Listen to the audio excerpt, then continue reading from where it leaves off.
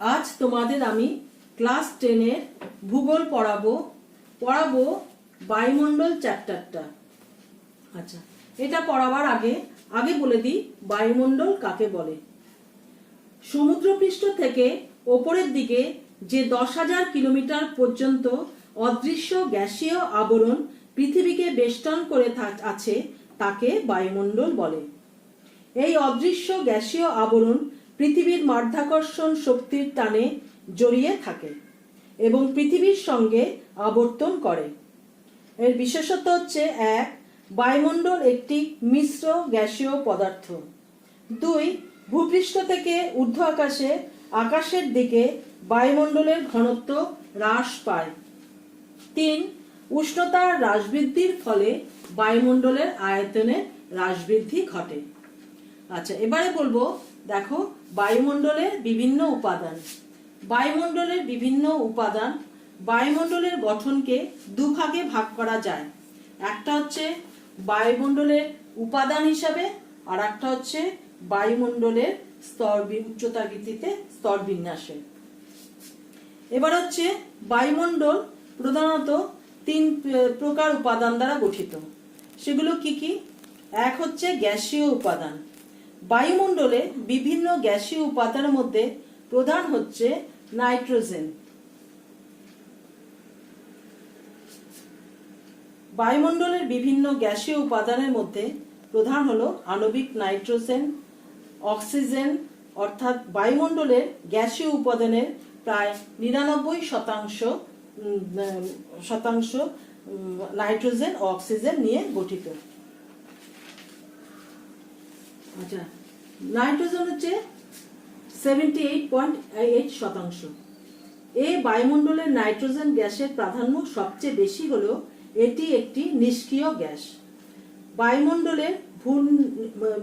বায়ুমণ্ডলের নিম্নস্থ ভূপৃষ্ঠ থেকে 50 কিলোমিটার পর্যন্ত আণবিক নাইট্রোজেন ও 100 কিলোমিটার পর্যন্ত পারমাণবিক নাইট্রোজেনের প্রাধান্য থাকে।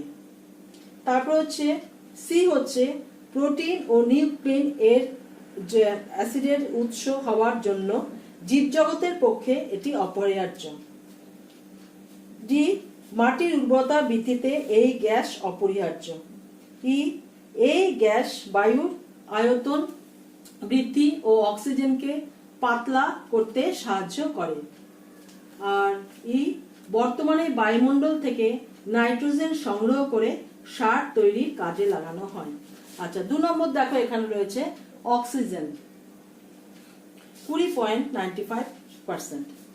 এগুলো অক্সিজেন হচ্ছে 1. বায়ুমণ্ডলের পরিমাণগত দিক দিয়ে দ্বিতীয় প্রধান গ্যাস হলো অক্সিজেন। বায়ুমণ্ডলের নিম্নস্তরে 120 কিলোমিটার মধ্যে অক্সিজেন থাকে। 2. 30 কিলোমিটার নিচে আণবিক অক্সিজেন ও এর ঊর্ধ্বে পারমাণবিক অক্সিজেন থাকে। 3. জীবজগতের শ্বসন ও দহনে টি সাহায্য করে। শিলা গঠনকারী খনিজের সঙ্গে রাসায়নিক উপায়ে মিশ্রিত হয়ে আবহাওয়া বিজ্ঞানেও সাহায্য করে। 5. জীবজগতের মধ্যে শক্তির উত্তাপ বৃদ্ধিতে ও অক্সিজেন চক্র সম্পাদনে সাহায্য করে। 6. লোহার মরচে পড়তে এই গ্যাস বিশেষ ভূমিকা পালন করে। আচ্ছা, এবারে দেখো রয়েছে কার্বন ডাই অক্সাইড। বায়ুমণ্ডলে কার্বন ডাই অক্সাইডের পরিমাণ সামান্য হলেও জলবায়ুর উষ্ণতা নিয়ন্ত্রণে ও জীবজগতে প্রাণ ধারণে এর ভূমিকা উল্লেখযোগ্য। 2. সালোক সংশ্লেষ প্রক্রিয়ায় এটি প্রধান গ্যাস। 3. অন্যান্য গ্যাস হচ্ছে ওজোন 0.05% ও প্রধান গ্যাসসমূহ ছাড়া আছে তোমার নিয়ন, হিলিয়াম, অর্গন, ক্রিপ্টন, এই সমস্ত ক্রিপ্টন, জেনান, মিথেন প্রভৃতি থাকে। কিন্তু এই সকল গ্যাস রাসায়নিক বিক্রিয়ায় অংশগ্রহণ করে না। এছাড়া কলকারখানা, যানবাহন থেকে গ্যাস সমূহ যেমন sulphur die oxide, ammonia, nitrogen die oxide বায়ুর নিম্নস্তরে বায়ুতে মিশে থাকে। আচ্ছা, এবার হচ্ছে জলীয় বাষ্প। জলীয় বাষ্প হচ্ছে জলের গ্যাসীয় অবস্থাকেই জলীয় বাষ্প বলে। বায়ুমণ্ডলের সব স্থানে জলীয় বাষ্পের পরিমাণ একই থাকে না। উচ্চতা, অক্ষাংশ, উষ্ণতা, স্থলভাগ ও জলভাগের বন্টনের তারতম্যে জলীয় বাষ্পের উপস্থিতি তারতম্য ঘটে। আচ্ছা, মেঘাচ্ছন্নতা, বৃষ্টিপাত, শিশির, তুষারপাত, ঝড় প্রভৃতি প্রাকৃতিক দুর্যোগ জলীয় বাষ্পের উপস্থিতির জন্য সৃষ্টি হয়। আরো আছে ধূলিকণা। বায়ুমণ্ডলের আরেকটি গুরুত্বপূর্ণ উপাদান হলো ধূলিকণা, যা অ্যারোসল নামে পরিচিত। সমুদ্র তীর অথবা মরু অঞ্চলের সূক্ষ্ম বালিকণা, কলকারখানা ধোঁয়া, কয়লার ছাই, বিভিন্ন প্রকার অতি সূক্ষ্ম খনিজ লবণ, আগ্নেয়গিরি থেকে উৎক্ষিপ্ত ছাইভস্ম, উল্কা, ধ্বংসাবশেষ প্রভৃতি ধূলিকণার রূপে বায়ুমণ্ডলে ভাসমান অবস্থায় থাকে। আচ্ছা, উপাদানের তারতম্যের ভিত্তিতে বায়ুমণ্ডল আবার দুটি ভাগে ভাগ করা হয়েছে। একটি হচ্ছে সমমণ্ডল, আর একটি উপাদানের তারতম্যের ভিত্তিতে বায়ুমণ্ডলের স্তরবিন্যাস। একটি হচ্ছে সমমণ্ডল বা হোমোস্ফিয়ার, আর একটি হচ্ছে বিষমমণ্ডল বা হেটেরোস্ফিয়ার। আচ্ছা, এবারে বলছি সমমণ্ডল। সমুদ্র সমতল থেকে ঊর্ধ্বে 100 কিলোমিটার উচ্চতা পর্যন্ত অংশে বায়ুমণ্ডল গঠনকারী উপাদানগুলির অনুপাত ও রাসায়নিক গঠন মোটামুটি একই রকম থাকে, তাই এই স্তরের নাম সমমণ্ডল। এর বিশেষত্ব হচ্ছে বিভিন্ন প্রকার গ্যাস, জলীয় বাষ্প এবং জৈব অজৈব কণিকা দ্বারা এখানে নানা রকম খনিজ লবণ, সমুদ্র তীরের বায়ুকণা এবং কয়লার গুঁড়ো দিয়ে এটি গঠিত। বি, এই অঞ্চলে প্রকৃতি পৃথিবীর জলবায়ু নিয়ন্ত্রণ করে। আচ্ছা, 2 নম্বর হচ্ছে বিষমমণ্ডল বা হেটেরোস্ফিয়ার। হোমোস্ফিয়ার বা সমমণ্ডলের ঊর্ধ্বে 100 থেকে 10,000 কিলোমিটার পর্যন্ত অংশে বায়ুমণ্ডল গঠনকারী উপাদানগুলির অনুপাত একই রকম থাকে না এবং বিভিন্ন গ্যাস স্তরগুলির মধ্যে বিভিন্নতা দেখা যায়, তাই এই স্তর বিষমমণ্ডল নামে পরিচিত। এর বিশেষত্ব হচ্ছে এই স্তরটিতে আণবিক ওজন অনুসারে প্রথমে ভারী গ্যাস এবং ধীরে ধীরে উচ্চতা বৃদ্ধির সঙ্গে সঙ্গে হালকা গ্যাস অবস্থান করে। এই অঞ্চলটি 4টি ভাগে ভাগ করা হয়েছে। দেখো, সেগুলো হলো আণবিক নাইট্রোজেন স্তর, অক্সিজেন স্তর, তারপরে হিলিয়াম স্তর আর হাইড্রোজেন স্তর। আচ্ছা, এবারে এই স্তরগুলো বলছি। 4টি স্তর হচ্ছে আণবিক নাইট্রোজেন স্তর। এটি হচ্ছে সর্বনিম্ন স্তর আর আণবিক নাইট্রোজেন দিয়ে গঠিত, 100 থেকে 200 কিলোমিটারের মতো উচ্চতা বিশিষ্ট। 2 হচ্ছে পারমাণবিক অক্সিজেন স্তর। এটি আর কি আণবিক নাইট্রোজেন স্তরের উপরে প্রধানত অক্সিজেন দ্বারা গঠিত। এটি 201 থেকে 1000 কিলোমিটার পর্যন্ত বিস্তৃত। তারপর আছে 3 নম্বর দেখা রয়েছে হিলিয়াম স্তর। এটি 1001 থেকে 3500 কিলোমিটার পর্যন্ত বিস্তৃত। অক্সিজেন স্তরের ঊর্ধ্বে প্রধান হিলিয়াম গ্যাস দ্বারা এটি গঠিত। 4 হচ্ছে হাইড্রোজেন স্তর। 3501 থেকে 10,000 কিলোমিটার পর্যন্ত হচ্ছে হাইড্রোজেন স্তর। এবারে বলবো উচ্চতা তারতম্যের ভিত্তিতে বায়ুমণ্ডলের বিভিন্ন স্তরে ভাগ করা হয়েছে। সেগুলো কি কি দেখো রয়েছে ট্রপোস্ফিয়ার, স্ট্র্যাটোস্ফিয়ার, তারপরে হচ্ছে মেসোস্ফিয়ার, তারপরে হচ্ছে আয়নোস্ফিয়ার, এক্সোস্ফিয়ার, তারপরে হচ্ছে ম্যাগনেটোস্ফিয়ার।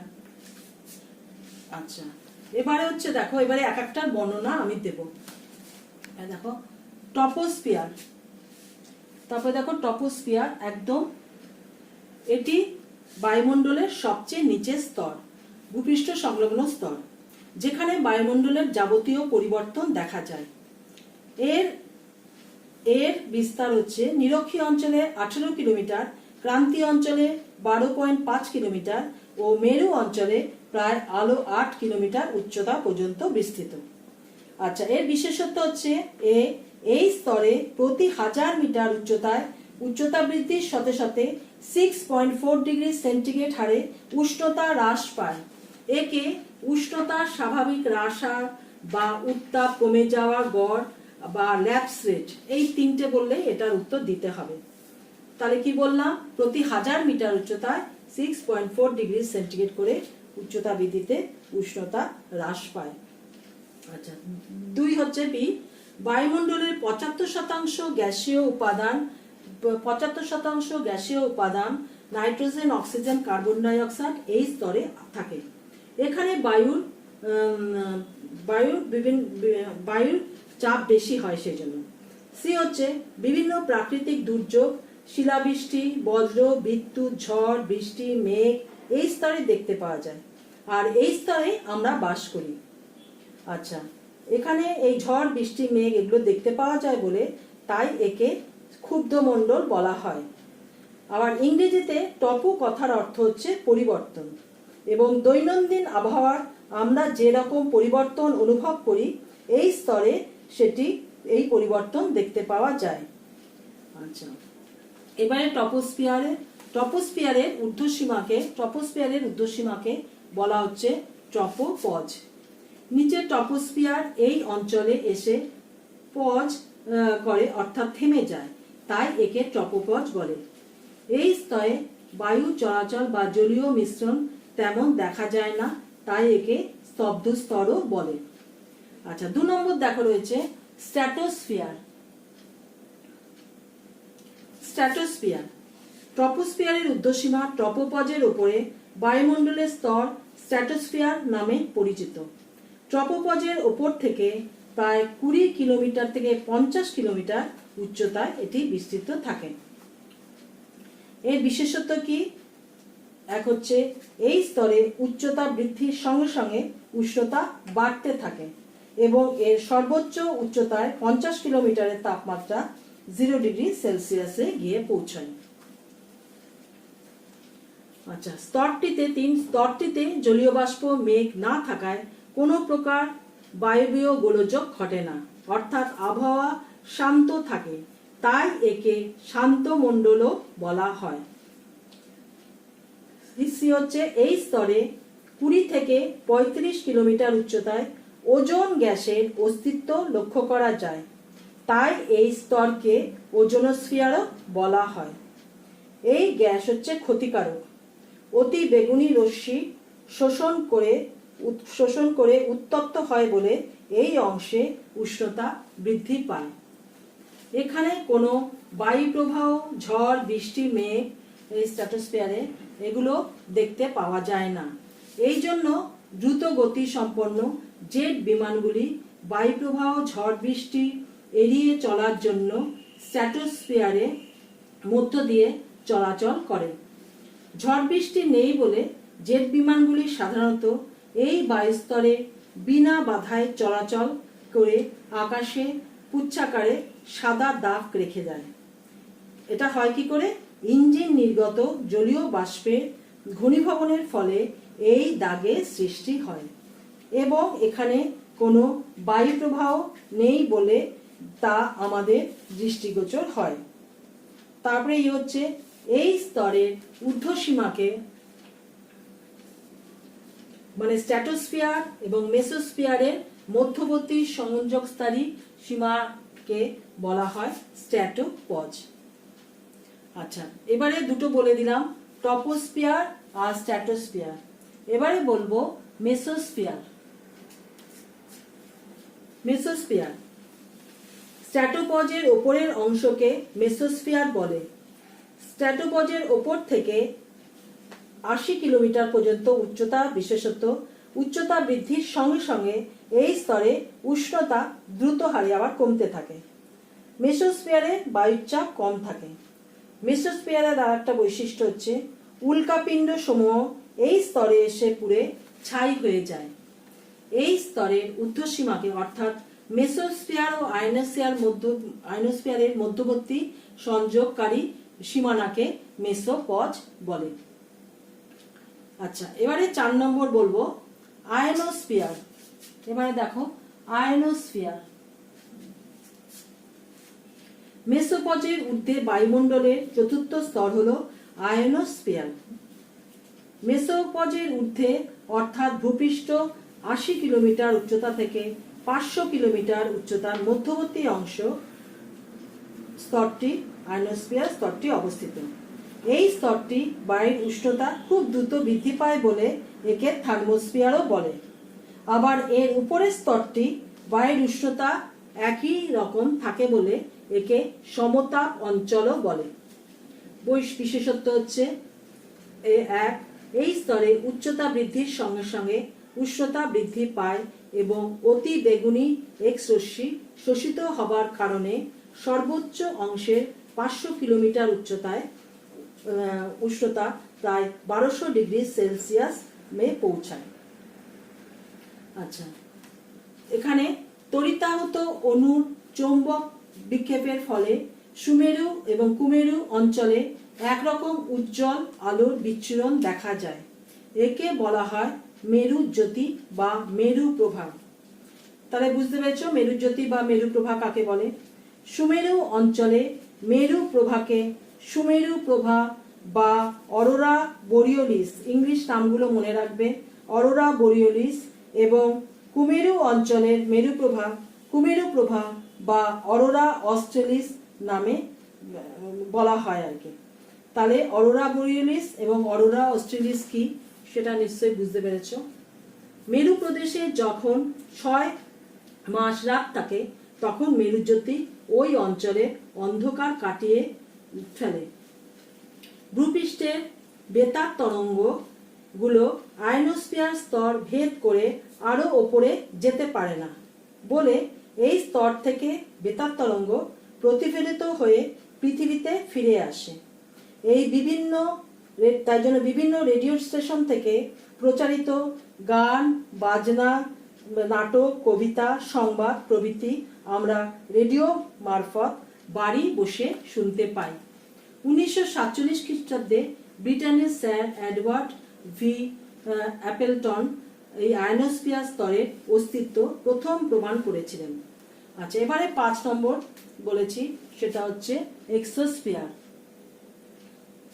আয়নোস্ফিয়ার বা থার্মোস্ফিয়ারের উপরের স্তরটিকে এক্সোস্ফিয়ার বলে।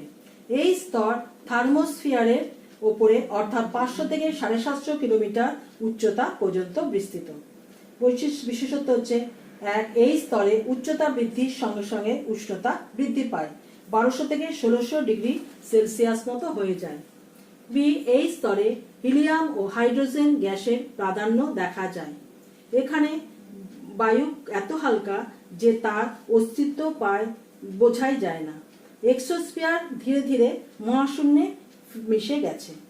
আচ্ছা, 6 নম্বর হচ্ছে ম্যাগনেটোস্ফিয়ার। আচ্ছা, এক্সোস্ফিয়ারের ঊর্ধ্বে বায়ুমণ্ডলের সর্বোচ্চ স্তর তথা শেষ সীমাকে ম্যাগনেটোস্ফিয়ার বলে। এই স্তরটি এক্সোস্ফিয়ারের ঊর্ধ্বে 750 কিলোমিটার থেকে একদম 10,000 কিলোমিটার উচ্চতা পর্যন্ত বিস্তৃত। এর বিশেষত্ব হচ্ছে এক, এই স্তরের উপাদান বায়বীয় অবস্থায় থাকে এবং এখানকার উষ্ণতা প্রায় 2000 ডিগ্রি সেন্টিগ্রেড হয়। 2, এই স্তরে ইলেকট্রন ও প্রোটন সমন্বয়ের একটি চৌম্বক ক্ষেত্র সৃষ্টি হয়েছে, তাই একে ম্যাগনেটোস্ফিয়ার বলে। আচ্ছা, এবারে মোটামুটি সব স্তরগুলো পড়ানো হয়ে গেল। এবারে ওজোনোস্ফিয়ারের গুরুত্বটা বলবো। ম্যাগনেটোস্ফিয়ারের 20 থেকে 35 কিলোমিটার উচ্চতায় যে ওজোন গ্যাসের আস্তরণ সৃষ্টি হয়েছে তা ওজোনস্তর নামে পরিচিত। এই স্তরে সূর্য থেকে আগত 3টি ইউভি এ বি সি ক্ষতিকারক অতি বেগুনি রশ্মিকে শোষণ করে পৃথিবীর জীবজগৎকে ক্ষতির হাত থেকে রক্ষা করে। তাছাড়া ভূপৃষ্ঠ থেকে বিকিরিত দীর্ঘ তরঙ্গের রশ্মির বিকিরণে বাধা দিয়ে বায়ুমণ্ডলের উষ্ণতার ভারসাম্য বজায় রাখে। এবারে ওজোনস্তরের বিনাশটা বলছি। ওজোনোস্ফিয়ার প্রাকৃতিকভাবে ক্রমে ক্রমে ওজোন গ্যাস সৃষ্টি ও ধ্বংস করে, কিন্তু ওজোন গ্যাস সৃষ্টির তুলনায় ধ্বংস বেশি হলেও ওজোন স্তর পাতলা হতে শুরু করে। এই ঘটনাকেই ওজোন স্তরের বিনাশ বলে। ক্রমবর্ধমান মানুষের চাহিদা কারণে বর্তমানে বিপুল পরিমাণে সিএফসি, CH4, N2O উৎপাদিত হচ্ছে এবং এগুলির সম্পর্কে অতি মূল্যবান ওজোন স্তর ধীরে ধীরে ক্ষতিগ্রস্ত হচ্ছে। যেমন অ্যান্টার্কটিকা মহাদেশের ঠিক ওপরে বায়ুমণ্ডলে ওজোন গহ্বর সৃষ্টি হয়েছে। ফলস্বরূপ পৃথিবীর তাপমাত্রা ধীরে ধীরে বাড়ছে। মানুষ তথা সমগ্র জীবকুল বিভিন্ন রোগে আক্রান্ত হচ্ছে ও বাস্তুতন্ত্রের পরিবর্তন ঘটছে। আচ্ছা, এবারে এই যেটা পড়ালাম আর কি, বায়ুমণ্ডলের এই স্তর। আচ্ছা, এবারে কতগুলো প্রশ্ন দেব, প্রশ্নগুলো লিখে নাও, তোমরা খাতায় লিখে রাখবে।